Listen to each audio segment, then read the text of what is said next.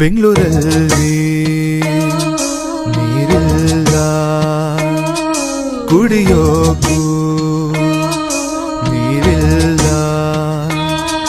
March April ಬಂದಾಗ IPL start ಆದಾಗ ಕಾವೇರಮ್ಮ ಖಾಲಿ. ಬೆಂಗಳೂರಲ್ಲಿ ನೀರಿಲ್ಲ, ಕುಡಿಯೋಕು ನೀರಿಲ್ಲ.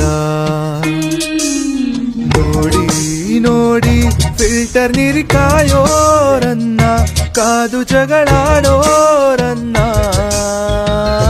ಕೆರೆಗಳನ್ನು ಮುಚ್ಚೋದಲ್ಲ, ಬೋರ್ವೆಲ್ಗಳ ತೋಡೋದಲ್ಲ, ಮರಗಳನ್ನು ಕಡಿಯೋದಲ್ಲ, ಫ್ಲಾಟ್ಗಳನ್ನು ಕಟ್ಟೋದಲ್ಲ. ತೊಳೆಯೋದಕ್ಕೂ